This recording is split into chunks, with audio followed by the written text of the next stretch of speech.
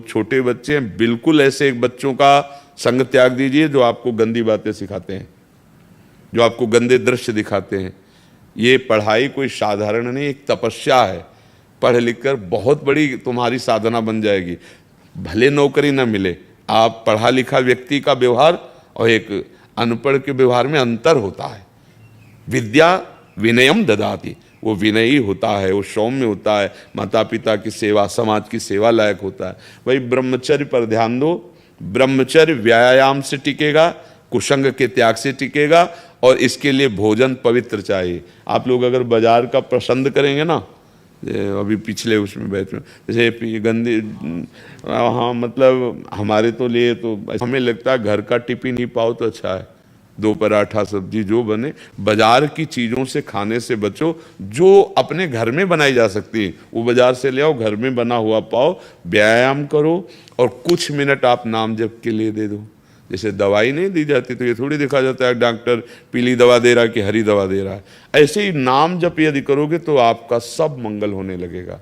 5 minute 10 minute जो भगवान का आपको नाम प्रिय लगे, एकांत में या चलते, स्कूल जा रहे हैं आप किसी और से बात ना करो, उतने ही समय नाम जप कर लो।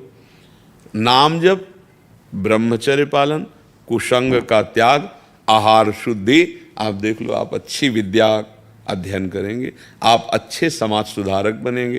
मान लो हमारे देश के नेता बन सकते हो, हमारे देश के आप ऐसे सैनिक बन सकते हो, आप हमारे देखो भक्त बन सकते हो, आप कुछ भी कर सकते हो अगर आपके पास विद्या रूपी धन है। पर विद्या तभी टिकेगी जब आचरण पवित्र हो। कोई संशय है आप लोगों को? कोई प्रश्न है आपके पास ऐसा जो इस पर आप बोल सकें? पर आप लोग ब्रह्मचर्य से हट रहे हैं। जैसे दृष्टि होती है ना, तो ब्रह्मचर्य क्षीण करने वाली कोई, वो अगर आप उसे सुधार कर लोगे ना तो बहुत अच्छे हो जाओगे, बहुत अच्छे बच्चे बन जाओगे। इसलिए जिसकी जो गलती है वो गलती से बचो। नहीं, पहली बात है कि यदि हमारे आचरण पवित्र नहीं है तो हम किसी भी मार्ग में सफल नहीं हो सकते। ऊंचाई पे चढ़ना पूरा जीवन लग जाता है, और फिसलने में 1 मिनट में। तो देखो अब तुम सयाने बच्चे हो, शायद हमारी बात आपको समझ में आ जाए।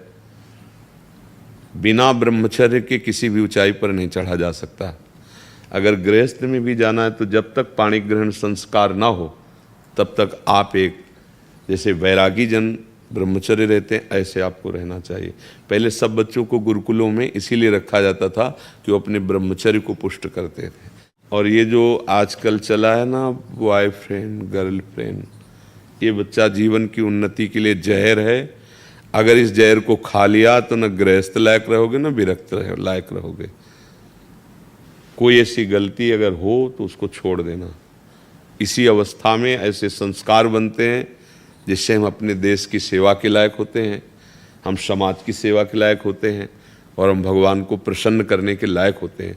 अगर इनमें आचरण बिगड़ गए बच्चा तो तुम इतने विक्षिप्त रहोगे, अंदर से असंतुष्ट रहोगे कि माता पिता पर सबको दुख देने वाले बन जाओगे, क्योंकि तुम खुद दुखी हो। क्यों दुखी हो? क्योंकि गलत आचरणों में फंस गए हैं। देखो आजकल मोबाइल सबके पास रहता है, अगर आप अपने को संयम में नहीं रखेंगे तो उसमें गलत दृश्य देखेंगे। हम जो बोलते हैं, जो देखते हैं, जो सुनते हैं, वही हमारा चिंतन होता है, और जो चिंतन होता है वैसे ही हमारी आदत बन जाती है, वैसे ही हम क्रिया करते हैं। तो जब तक ब्याह ना हो तब तक ब्रह्मचर्य का भाव, ब्रह्मचर्य रहने के लिए व्यायाम आवश्यक है। अगर व्यायाम नहीं करोगे तो ब्रह्मचर्य नहीं रह पाओगे, व्यायाम नहीं करोगे तो आप किसी सेवा के लायक नहीं रहोगे। शरीर के ऐसे अंग हैं जिनको हमें क्रियान्वित करना है। देखो जो दंड बैठक मारते हैं उनके अंग दिखाई देने, तो ये अवस्था आप देखो व्यायाम